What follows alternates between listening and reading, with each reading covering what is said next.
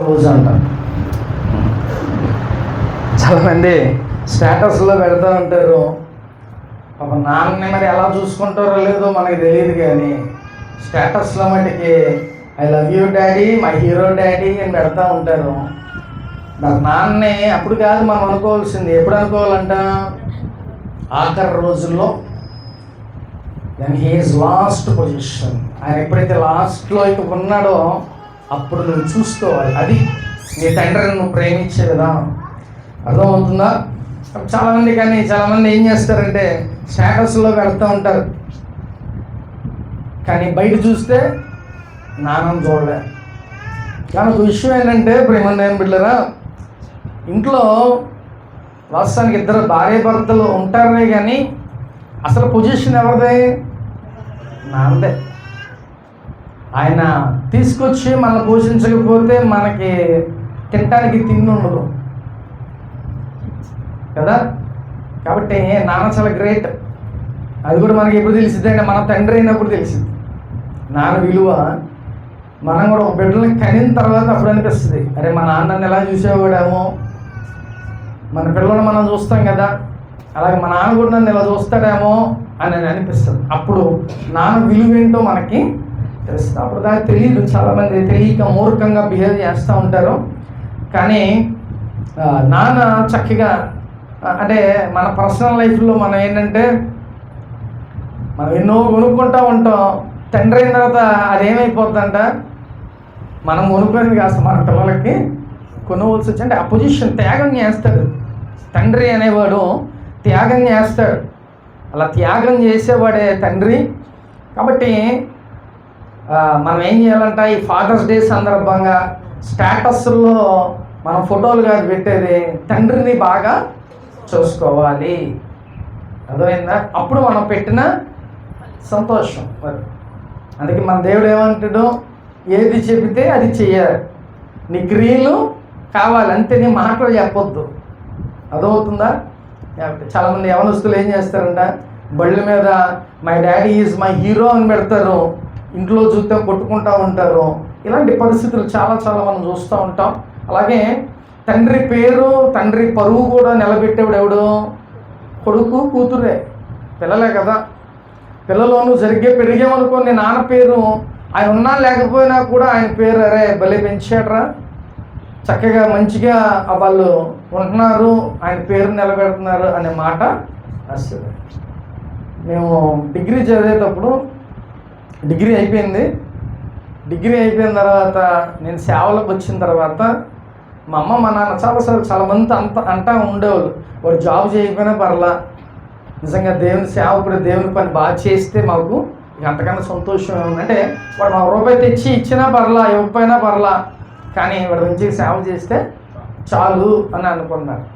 కాబట్టి తండ్రికి ఎలా ఉంటుందంటే, పిల్లలు మంచి భవిష్యత్తు ఉండాలి, మంచిగా ఉండాలని వాళ్ళు పాపం బాగా ఆశపడతారు. కానీ పిల్లలే అర్థం చేసుకోరు. కానీ ఫాదర్స్ డే అప్పుడు ఏం చేస్తారంట, చక్కగా స్టేటస్లో ఫోటోలు పెడతా ఉంటారు. కాబట్టి నీ తండ్రికి నువ్వేం చేయాలి, మంచి పేరుని తీసుకురావా. అర్థమవుతుందా? కాబట్టి అందుకనే ఈరోజు అంటే ప్రపంచంలో అందరికీ అన్నీ ఒక రోజులు ఉన్నట్టు తండ్రికి కూడా ఒక ఫాదర్స్ డే లాగా పెట్టారు. హల్లెలూయా. వాక్యంలోకి వెళ్దాం. మన రక్షకుడు ప్రేమ యేసుక్రీస్తు నామములో అందరికీ వందనాలు. వాక్యంలోకి వెళ్దాం. అందరూ బైబిల్ తీసినట్లయితే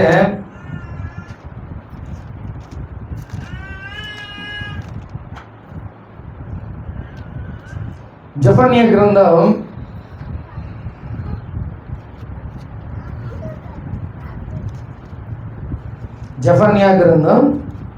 2వ అధ్యాయం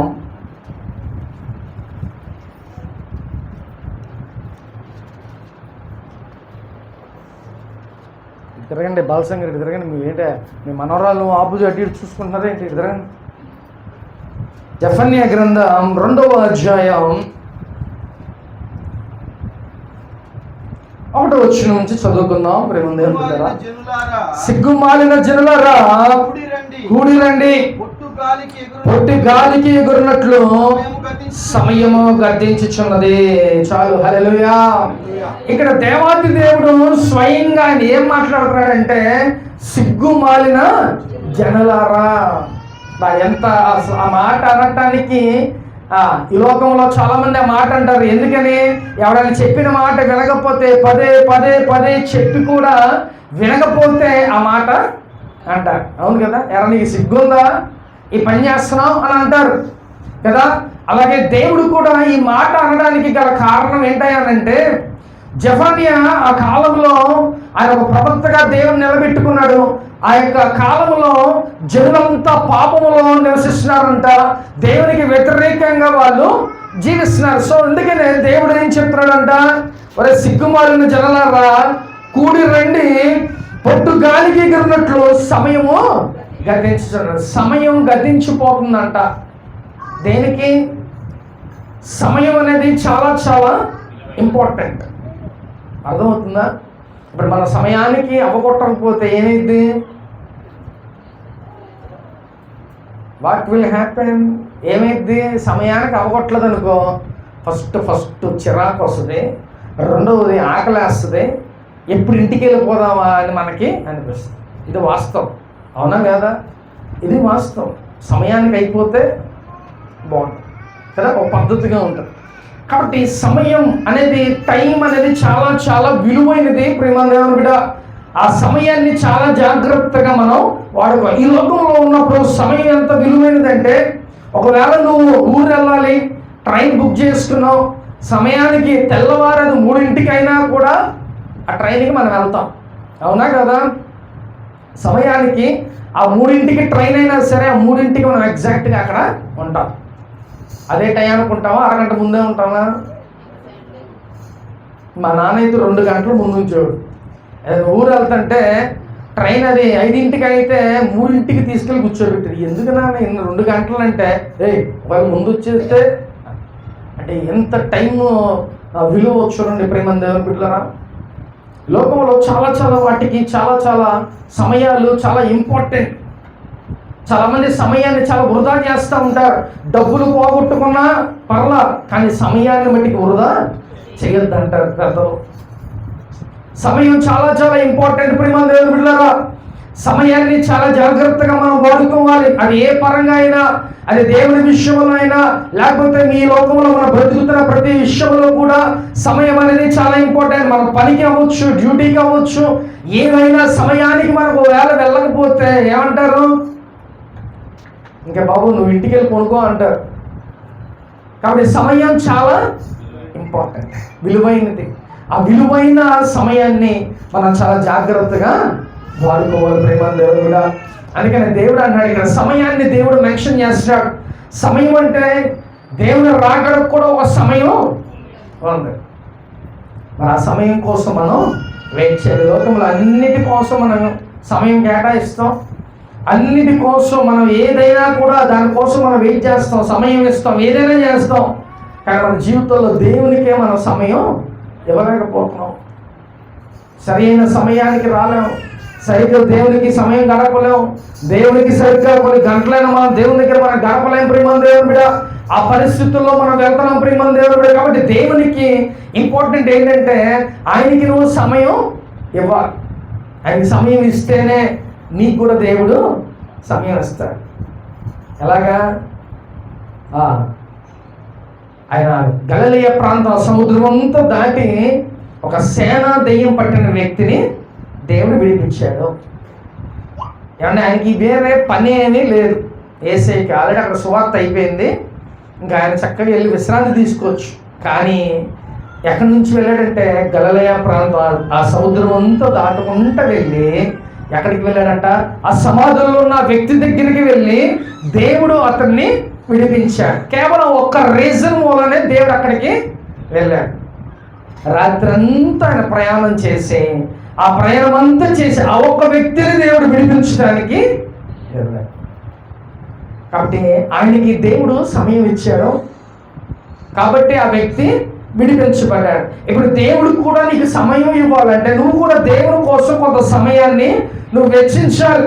దేవుని దగ్గర ప్రార్థన చేసుకోవాలి, బైబిల్ చదువుకోవాలి, దేవునితో ఎక్కువ సహవాసం కలిగి నువ్వు జీవిస్తే, ఎక్కువ సమయం నువ్వు ఇవ్వగలిగితే, అప్పుడు దేవుడు నీకు కూడా ఒక సమయం అనేది నీకు ఇస్తాడు. దేవుడు అందరితో మాట్లాడు, ఒకవేళ మాట్లాడాలన్నా ఒక సమయం గడియ ఉంటుంది. ఫ్రెండ్స్ లాగా మాట్లాడాలంటే మన భక్తి అంతా ప్రేమ దేవుని మీద. నోవాహుతో చక్కగా దేవుడు మాట్లాడాడు ఏమంటే, అలాగే మోషే అందరితో దేవుడు మాట్లాడాడు క్లోజ్గా. నిర్గమకాండం 33:11 ఉంటుంది. ఏమని ఉంటుందంటే, మోషే ఒక స్నేహితుడిలాగా ఆయనతో మాట్లాడాడు. అంటే ఒక ఫ్రెండ్ లాగా. ఫ్రెండ్తో అంటే మనం ఎప్పుడు పడితే అప్పుడు ఫోన్ చేసి మాట్లాడవచ్చు, కలవచ్చు, ఏదైనా చేయొచ్చు. అలాగా ఆ వ్యక్తి అంట దేవునితో ఒక స్నేహితుడు లాగా ఆయన ఉన్నాడంట. ఎంత గొప్ప విషయం అంటే సమయం ఇస్తున్నాడు కాబట్టి దేవుడు కూడా ఆయనతో మాట్లాడుతున్నాడు. సమయం ఇస్తున్నాడు కాబట్టి దేవునితో ఎక్కువ సంభాషణ కలిగి ఉంటున్నాడు ఆయన. కాబట్టి ఈరోజు ప్రేమ దేవుని బిడ్డ, నువ్వు కూడా సమయాన్ని చాలా జాగ్రత్తగా పాటించాలి. ఏమైనా సరే, ఏ విషయంలో అయినా కూడా సమయాన్ని మనం చాలా జాగ్రత్తగా పాటించాలని దేవుడు మాట్లాడుతున్నాడు. ఎవడే చక్కగా నీ యొక్క పనికి లేకపోతే నీ జాబ్కి నువ్వు ఎంత సమయం ఇస్తున్నావు, చక్కగా సమయానికి వెళ్తావు, సమయం జాగ్రత్తగా పాటిస్తావు. కానీ దేవుని దగ్గరికి వచ్చేసరికి నీకు సమయం ఉండదు. సమయాన్ని పాటించాలి. ఒక జాబ్కి నువ్వు వెళ్తున్నావంటే ఏ టయానికి వెళ్తావు, ఏ టయానికి లంచ్, ఏ టయానికి నువ్వు వచ్చేస్తావు ఇంటికి, అది ఇంపార్టెంట్ కదా. అలాగే దేవుని దగ్గర కూడా నువ్వు రావాలి. సమయానికి వస్తే, సమయానికి నువ్వు ఉండగలిగితే దేవుని సన్నిధిలో అది చాలా ఆశీర్వాదకరం. అర్థమవుతుందా? నువ్వు అక్కడ ఉంటే నీకు డబ్బులు ఇస్తున్నారు, దేవుని దగ్గర ఉంటే ఏమి ఇస్తున్నారో తెలుసా మీకు? ఆరోగ్యాన్ని ఇస్తున్నాడు, క్షేమాన్ని ఇస్తున్నాడు, ఏ రోజు ఆ రోజు తినటానికి ఇస్తున్నాడు దేవుడు, మీకు క్షేమాన్ని దేవుడు. మరి ఇలాంటి వ్యక్తి దగ్గరికి మీరు ఏం చేయాలంటే సమయం జాగ్రత్తగా మీరు పాటించాల్సిందే ప్రేమ దేవుడు బిడ్డ. హల్లెలూయా. కాబట్టి ఇక్కడ దేవుడు ఏం చెప్తున్నాడంటే, పొట్టు గాలికి ఎగురున్నట్లు సమయం గతించుచున్నది. దేనికి గతించిపోతుందంట? ఇప్పుడు దేవుడు అక్కడ ఉన్న ప్రజలందరినీ నాశనం చేయాలని దేవుడు ఆ యొక్క జెఫన్యాతో దేవుడు మాట్లాడుతున్నాడు. చూద్దాం ఒకసారి 1వ అధ్యాయం, అదే జెఫన్యా గ్రంథం 1వ అధ్యాయం 2వ వచనం నుంచి చదువుకుందాం. ఏమియూ విడవకుండా భూమి మీద ఉన్న సమస్తమును మనుషులనేమి పశువులనేమి ఆకాశ పక్షులనేమి సముద్ర మత్స్యములనేమి దుర్జనులనేమి వారు చేసిన అపవాదములనేమి నేను ఊడ్చివేసేదను. భూమి మీద ఎవరునూ లేకుండా మనుష్య జాతిని నిర్మూలం చేసేదను. ఇదే యెహోవా వాక్కు. చాలు. హల్లెలూయా. ఏమంటే చూడండి, దేవుడికి ఎంత కోపము ఆయనకి రాకపోతే మన మూలన దేవుడు ఏమంటున్నాడంట, భూమి మీద ఉన్న సమస్తాన్ని, అదే మనుషులు అవ్వచ్చు, జంతువులు అవ్వచ్చు, ఏమైనా కూడా సర్వనాశనం నేను చేసేస్తాను. జెఫన్యాతో మాట్లాడుతున్నాడు. దేవుడికి ఎంత కోపం రాకపోతే, అసలు దేవుడు ఏం చెప్తున్నాడంటే నా కోపం నిమిషం మాత్రమే ఉంటుందని చెప్తున్నాడు. మరి ఎంత కోపం రాకపోతే దేవుడు అందరిని నాశనం చేస్తానని, ఈ భూమి అంతా నాశనం చేస్తానని దేవుడు మాట్లాడుతున్నాడు. ఆ రోజుల్లో ఆ పాపం దేవుడికి వ్యతిరేకంగా వాళ్ళు ఎంతగానో జీవించబట్టే దేవుడు ఏం చేస్తాడంట, ప్రతి ఒక్కరిని భూమి మీద అంతా కూడా నాశనం చేయాలి. దేవుడు ఎవరితో మాట్లాడుతాడంట? జెఫన్యాతో మాట్లాడుతున్నాడు ప్రియమైన దేవునిగా. కాబట్టి మనం ఆ రోజుల్లో ఆ ప్రజలు దేవునికి చాలా వ్యతిరేకంగా వాళ్ళు జీవిస్తున్నారు. ఈరోజు మనం దేవుని మాటలు వింటున్నాం, దేవుని వాక్యాన్ని వింటున్నాం. అలాగే చక్కగా దేవుని మాటలు విని దాని ప్రకారం నువ్వు నడుచుకోగలిగితే చక్కగా ఈ లోకంలో ఎలాంటి నష్టం, ఎలాంటి కష్టాలు మనకి రావు. ప్రేమ దేవుని జాగ్రత్తగా దేవుని మాట విని ఆయన భయభక్తులు కలిగి నువ్వు జీవిస్తే దేవుడు చక్కగా నీ యొక్క ఆ జీవితం అంతా కూడా సాఫీగా దేవుడు జరిగిస్తాడు ప్రేమ దేవుడు. కాబట్టి దేవుని మాట విను, ఆ మాట ప్రకారం నువ్వు జీవించు. అలా ఉంటేనే నీకు ఆశీర్వాదం ప్రేమ దేవుని మీద. దేవుని మాటగా లోపడకపోతే దేవుడు ఏం చేస్తాడంట, భూమి అంతటా నాశనం చేసి అసలు జనాలందరినీ నిర్మూలన చేసేస్తానని చెప్పారు. ఎంత కోపం రాబట్టి జ్ఞాపకం చేసుకో ప్రేమ దేవుడా. దేవునికి వ్యతిరేకమైన ఏ పనైనా కూడా అది మనం ఏం చేయాలి, విడిచిపెట్టేసేయాలి. దాని నుంచి మనం దూరం అవ్వాలి. దేవునికి మనం ఎక్కువ సమయం ఉండాలి. దేవునికి ఎక్కువ సమయం గడిపామనుకో ఏ అటు ఇటు ఆలోచనలు లేకపోతే ఈ లోకపరమైన ఆలోచనలు ఏమి కూడా మనకి రావు. దేవునితో ఎక్కువగా మన క్లోజ్నెస్, ఎక్కువగా దేవునితో మనం ఉండగలిగితే ఆ అనుభూతి వేరే ప్రేమ దేవుని బిడ్డ.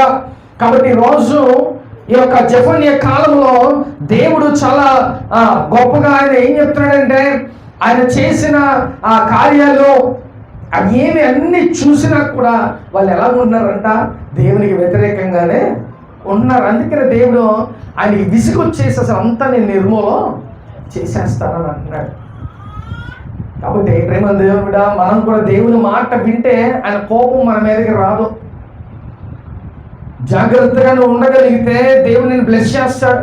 నీ జీవిత కాలం అంతా క్షేమాన్ని దేవుడు ఇస్తాడు. ప్రేమ ఇన్ని ఆపదలు వస్తాయి, మనుషులం కదా, ఆపదలు వస్తాయి, ప్రమాదాలు వస్తాయి, ఎన్నో సమస్యలు వస్తాయి. అయినా దేవుడు వాటి నుంచి మనల్ని తప్పిస్తూనే ఉంటాడు. ఎందుకో తెలుసా, నువ్వు దేవుడు సమయంతో గడిపితే, దేవుని సమయాన్ని నువ్వు ఇస్తే, ఆ సమయాన్ని బట్టి దేవుడు నీకు క్షేమాన్ని ఇస్తాడు, ఆరోగ్యాన్ని ఇస్తాడు. ఏ సమస్యలో అయినా ఆ సమస్య నుంచి దేవుడు నిన్ను విడిపించాడు. ఎందుకనంటే ఆ దేవుడు ఏదైనా చేయగలడు, ఆయన ఏమైనా చేయగల సమర్థుడు. కాబట్టి ఆయన దగ్గర మనం ఉండగలిగితే నీ ఏ అవసరమైన ఆ అవసరతని దేవుడు తీరుస్తాడు. సో ఇప్పుడు నువ్వు ఎవరికి ఇవ్వాలంటే దేవునికి సమయం నువ్వు ఇవ్వాలి. ఇస్తున్నావా దేవునికి సమయం? ఏమన్నా శుక్రవారం వస్తే ఒక 23-24 ఉంటున్నారు. ఎందుకు రాలేకపోతున్నారు, ఎందుకు ఇవ్వలేకపోతున్నారు? జాగ్రత్త. ఒకసారి ఒక మాట చెప్తే ఆ మాట ప్రకారం నడుచుకోవాలి. అర్థమవుతుందా? నువ్వు లేగలేని పరిస్థితి, ఓకే, ఆ రీజన్ చాలా మంచిదే. నేను రాలేకపోతున్నా, లేకపోతే వంట వండుకోవాలి, అది వండుకోవాలి, ఇలాంటి మాటలు చెప్పకూడదు. అర్థమవుతుందా? జాగ్రత్త. దేవుని యందు భయభక్తులు కలిగి ఉండండి. అప్పుడు దేవుడు మీ జీవితం ఏ కార్యమైనా చేస్తే భయం భక్తి లేని చేయొద్దు. జాగ్రత్తగా దేవుని యందు భయభక్తులు కలిగి జీవించండి. ప్రేమ దేవుడుగా దేవునికి సమయము. దేవుడు ఏమన్నాడు, నా ఎద్దుకు వచ్చి వారి అన్నింటికి నేను త్రోసివేను, అడుగుడు మీకు ఇవ్వని అన్నాడు. అడగండి, దేవుని దగ్గరికి వచ్చి దేవుడిని అడగండి, ప్రభువా నాకు ఇది కావాలయా అని నువ్వు అడిగితేనే దేవుడు నీ జీవితంలో కార్యం చేస్తాడు. సో నువ్వు దేవుని దగ్గరికి రాకపోతే నీ జీవితంలో ఎందుకు చేయాలి దేవుడి కార్యం? నువ్వు దేవుని దగ్గరికి రా, అప్పుడు దేవుని దగ్గరికి. లోకంలో సాగుతుంటది, అమ్మాయిని అడగందే ముద్దు పెట్టదా అంటది.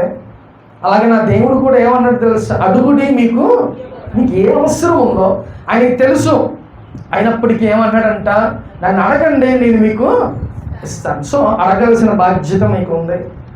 నీ ఏ అవసరమైతే నీ తల్లిదండ్రులు నువ్వు ఎలా అడుగుతున్నావో, లేకపోతే నీ భర్త నీ భార్య నువ్వు ఎలా అడుగుతున్నావో, సేమ్ అలాగే నువ్వు దేవుడిని అడిగితే దేవుడిని జీవితంలో అది కంపల్సరీగా దేవుడు అనుగ్రహిస్తాడు. ప్రేమ. సో దేవునికి ఇప్పుడు నువ్వు సమయం ఇవ్వాల్సిందే. దావీదు అన్నాడు, ఆయన ఆ దేవుని యొక్క సంఘాన్ని ఎంతగానో ప్రేమిస్తున్నాడంట.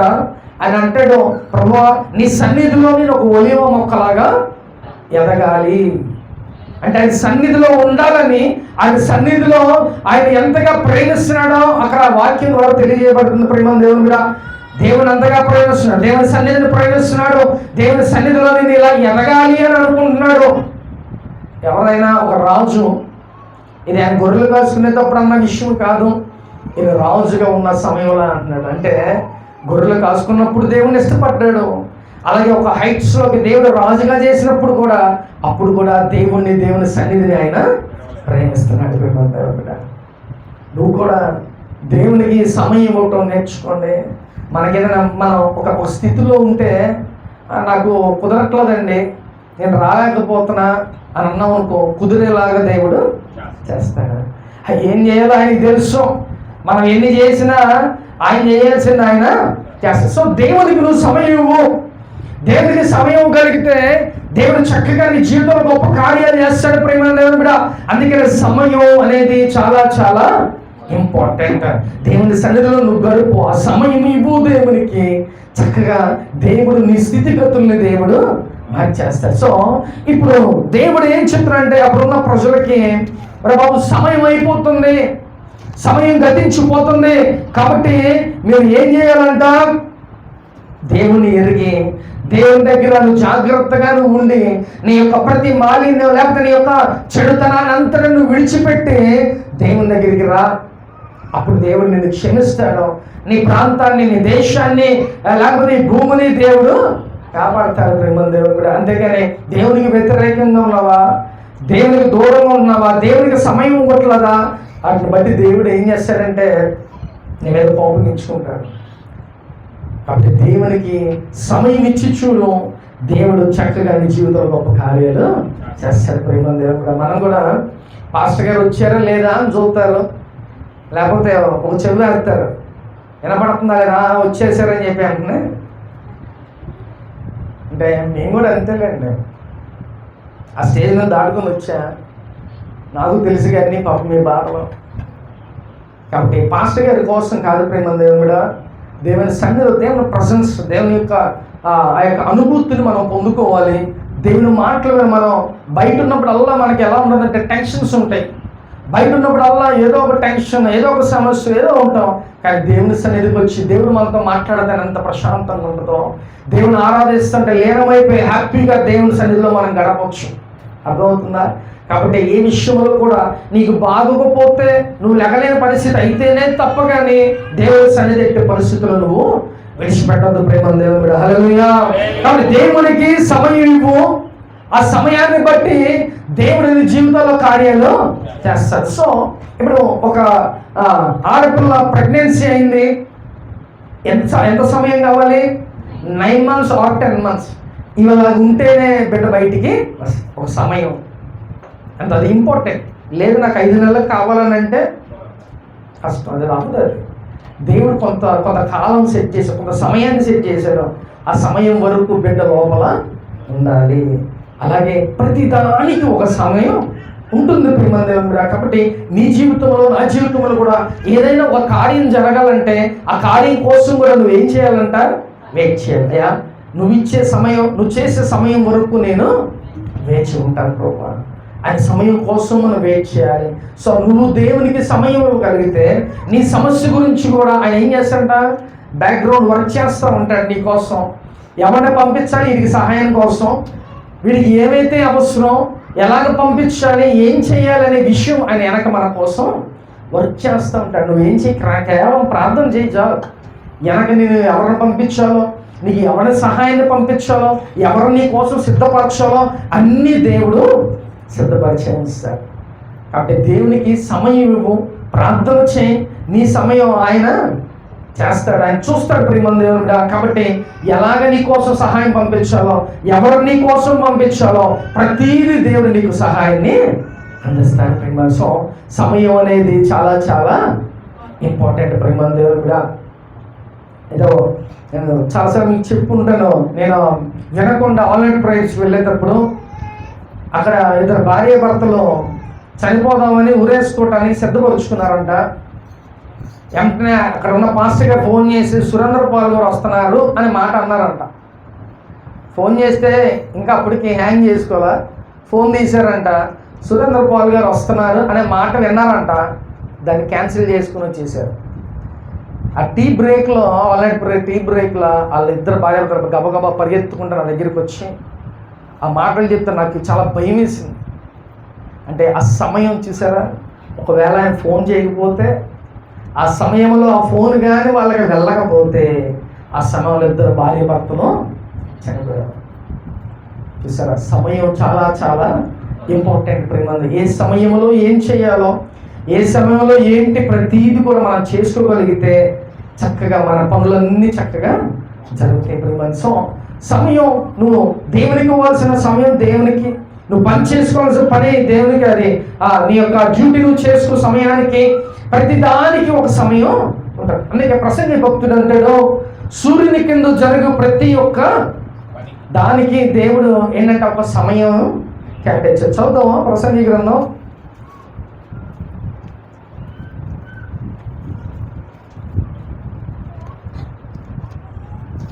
చదువుతారా? 1, 2 అధ్యాయాలు, 3 అధ్యాయాలు ఉంటుంది.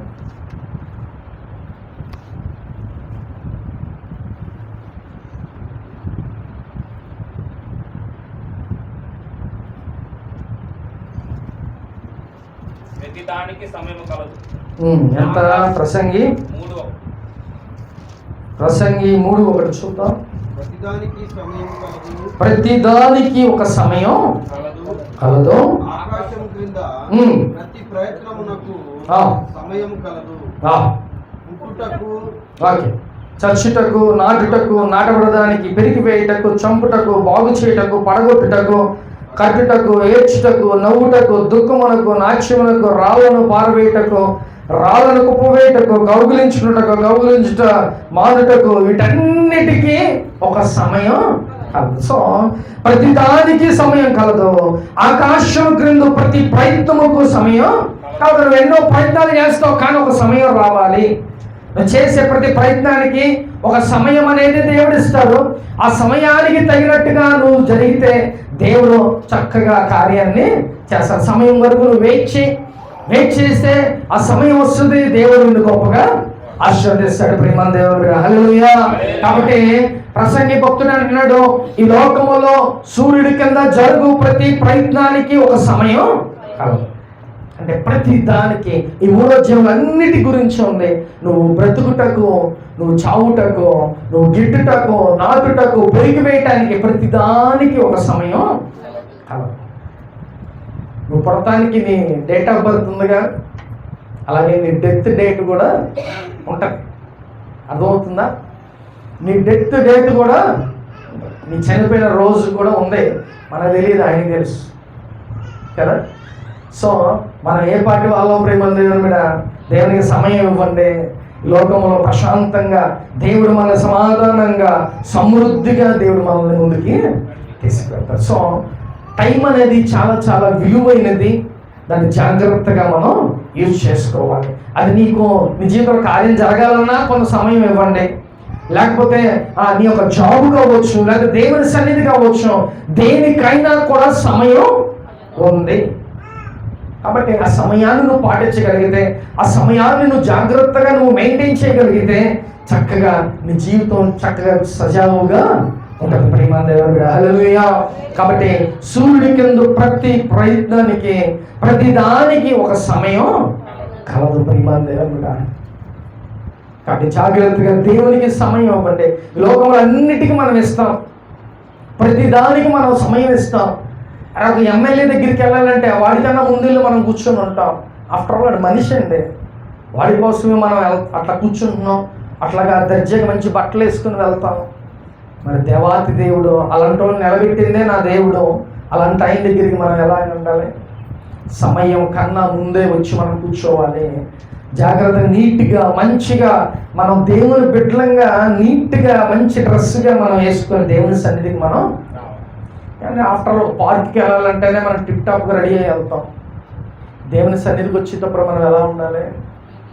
దేవుని కుమారులు మనం, దేవుని బిడ్డలు, రాజు బిడ్డలు మనం నీట్గా చక్కగా దేవునికి ఒక సమయం, అరే ఈ సమయం ఆ సమయం కన్నా ముందే మనం చదవకుండా. అదే ఆఫ్టర్ ఒక ఎమ్మెల్యే దగ్గరికి వెళ్తేనే మనం ముందుగానే వెళ్ళి కూర్చొని ఉంటాం. అది ఎంత సమయం పోతారో అప్పుడు దాకా కూర్చొని ఉంటాం. కాబట్టి దేవాది దేవునికి అన్ని సమకూర్చే దేవునికి మనం ఇంకా ఎక్కువ సమయం మనం ఇవ్వాలి. ముందుగా రావాలి, ముందుగా దేవుని దగ్గరికి వచ్చి కూర్చోవాలి. ప్రేమ దేవునిగా దేవునికి ఎక్కువ సమయం ఇచ్చి చూడు, దేవుని జీవితంలో గొప్ప కార్యాలు చేస్తాడు. ప్రేమ దేవునిగా బైబిల్ గ్రంథంలో హానోకు దేవునికి ఎక్కువ సమయం ఇచ్చాడు. మన ఇయర్స్, నువ్వు బ్రతికిన సంవత్సరాలు నువ్వు తీసుకుంటే ఎన్ని సంవత్సరాలు అయితే అన్ని సంవత్సరాలు నువ్వు ఎన్ని సంవత్సరాలు దేవునితో గడిపావు, ఎంతవరకు నీ బ్రతుకు దేవునితో ఉన్నదనేది నువ్వు లెక్కేసుకుంటే చాలా తక్కువ ఉంటుంది. సండేస్ మనం ఎంతసేపు గడుపుతాం? 2 hours మనం దేవునితో గడుపుతాం. మిగతా చక్కగా మన ఇంట్లో ఉంటాం, ఏమన్నా పనులు మనం చూసుకుంటాం. మరి రోజు దేవునికి నువ్వు సమయం ఇచ్చి ఇవ్వాలి కంపల్సరీగా. హానోకు 360 సంవత్సరాలు బ్రతికాడు. 60 సంవత్సరాలు తీసేస్తే 300 సంవత్సరాలు దేవునితో ఆయన నడిచాడు. మనకు సూపర్ అండి. కనీసం సగం లైఫ్ కూడా కాదు, ఓవరాల్గా 90% దేవునితోనే ఆయన గడిపాడు. ఎక్కువ సంవత్సరాలు ఆయనతోనే గడిపాడు. ఆయనతో గడిపితే మనకి క్షేమం అండి. ఆయనతో గడిపితే మనకి సమృద్ధి, సమాధానం, మనశ్శాంతి దేవుడు మనకి ఇస్తాడు. ఆయనతో గడిపి చూడు, దేవుడు చక్కగా మనకి దేవుడు మన యొక్క బ్రతికిన కాలం అంతా కూడా దేవుడు మనకి క్షేమాన్ని ఇస్తాడు. ప్రేమ దేవుడు, హల్లెలూయా. కాబట్టి సమయం అనేది ఏంటంట, నీ పక్కన వాళ్ళు చెప్పండి ఒకసారి, సమయం చాలా విలువైంది. చెప్పరేంటంటే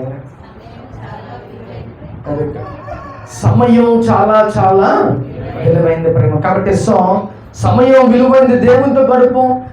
రేపు దేవుని యొక్క రాకడ రాబోతుంది, దానికి కూడా సమయం దగ్గర పడింది ప్రేమ దేవుని బిడ్డ.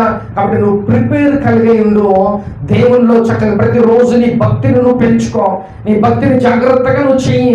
రేపు దేవుని సమయం వస్తుంది, ఒక రోజు రాబోతుంది ప్రేమ దేవుని బిడ్డ. ఆ రోజు మనందరం ఎత్తపడాలి, ఆ సమయం కోసం మనం వెయిట్ చేయాలి. నువ్వు రావటం కాదు, దేవుడే నీ దగ్గరికి వస్తున్నాడు. కాబట్టి సమయానికి నువ్వు సిద్ధపాటు కలిగి ఉండు. ఎప్పుడు వస్తుందో తెలియదు కాబట్టి ప్రతిరోజు నీ భక్తిని నువ్వు కాపాడుకో. యేసయ్య రేపు వస్తున్నాడు అనుకో, ఈరోజు మనం ఎలా ఉంటాం తెలుసా, తిండి తిప్పలు మానేసి వేరే భక్తి చేసేస్తాం. ఎందుకు? రేపేగా దేవుడు వచ్చేది తెలుసు కదా. ఇప్పుడే మనం ఏం చేస్తాం, బేభత్సాన్ని భక్తి చేసేస్తాం. అదే దేవుడు ఎప్పుడు వస్తాడో తెలియకపోతే ఏం చేయాలి, మనం రోజును భక్తి చేయాలి. జాగ్రత్త ప్రేమ దేవుడు. యేసయ్య ఆయన ఇష్టం, ఆయన టైం, ఆయన సమయం. కాబట్టి ఆయన ఎప్పుడో ఒక సమయానికి వస్తాడు. తన రాకడ సమయంలో మధ్యాకాశంకి వచ్చినప్పుడు మనం ఏమైపోతామంట, ఒక్కసారి అందరం కూడా ఎత్తబడిపోతాం. ఆ సమయం రాబోతుంది, ఆ సమయం కోసం మీరు సిద్ధపాటు కలిగి లోకంలో ఉండాలి ప్రేమ దేవుడు. ఇక్కడ జెఫన్యా కాలంలో, అరే బాబు సమయం అవుతుంది, మీరు మారు మనసు పొందండి, దేవునికి వ్యతిరేకమైన పనులన్నీ మానేయండి అని చెప్పిన ఎవరు వినలా. అందుకే దేవుడు ఏంటంటే నాశనం చేసేస్తానని అంటున్నాడు. కానీ లాస్ట్కి ఏమైంది తెలుసా, వాళ్ళందరూ దేవుణ్ణి బతిమలాడుకొని ప్రార్థన చేసి దేవుణ్ణి బతిమలాడుకుంటే అప్పుడు దేవుడు వాళ్ళందరినీ విడిపించారు. లేకపోతే ఏం చేస్తారంట, సొదొమ గొమొర్రా పరిస్థితి ఏంటంటే మొత్తం నాశనం అయిపోయింది. లోతు కుటుంబం తప్ప అక్కడ ఏమీ లేదు. స్టిల్ ఇప్పుడు కూడా అక్కడ ఒక మొక్క కూడా మొలవదంట. అంటే దేవుని ఉగ్రత అలా ఉంటుంది. అర్థమవుతుందా? మనం అయితే పెట్టుకోకూడదు, పెట్టుకుంటే మన సర్వనాశనం. అర్థమవుతుందా? అందుకని దేవునికి సమయం ఇచ్చి చూడు, దేవుని జీవితంలో గొప్ప కార్యాలు. నువ్వు కొంత సమయం ఇస్తే ఆయన కూడా నీతో కొంత సమయం నీతో మాట్లాడడానికి, లేకపోతే కళల ద్వారా దర్శనం నీతో మాట్లాడడానికి, నేను దర్శించడానికి ఆయన కూడా ఒక సమయం నీకు ఇస్తాడు ప్రేమ దేవుడు. కాబట్టి సమయం అనేది చాలా చాలా ఇంపార్టెంట్, విలువైనది ప్రేమ దేవుడు. ఆ సమయం మనం చాలా జాగ్రత్తగా లోకంలో పాటించాలి. దేవుని రాకడ దగ్గర పడుతుంది కాబట్టి మన ప్రతి ఒక్క దుర్మార్గతలు, మన పాపాలు ప్రతిదీ విడిచిపెట్టేసి దేవుని సమయం కోసం ప్రతిరోజు నీకు నువ్వు దిద్దుకో, నీకు నువ్వు నీ హృదయాన్ని కడుక్కో, ప్రతిరోజు సిద్ధపాటు కలిగి ఉండి యేసయ్య వచ్చే సమయానికి నువ్వు ఎత్తబడే గుంపులో ఉండేలాగా నువ్వు చూసుకో ప్రేమ దేవుడా. అలా ఉండగలిగితే నీకే క్షేమం. కాబట్టి సమయం అనేది చాలా చాలా ఇంపార్టెంట్. సమయాన్ని నువ్వు పాటించు, సమయం దేవునికి నువ్వు ఎలాగైతే నీ డ్యూటీకి లేకపోతే ఇంకా అనేకమైన వాటికి, పెళ్ళిళ్ళు, పేరెంటాలకు అన్నిటికీ ఇస్తున్నావు, నా యేసే కూడా నువ్వు సమయం ఇచ్చి చూడు, అన్ని జీవితాన్ని మారుస్తాడు ప్రేమ దేవుడా. అలాగా మనమందరం దేవునికి సమయం ఇచ్చేవారిలాగా ఉండాలని రోజు దేవుడు మాట్లాడుతున్నాడు ప్రేమ దేవుడా. హల్లెలూయా. ఆత్మ చూచిన మాట చెవుడు వినుగాక. ఆమేన్. అందరూ మోకరించండి.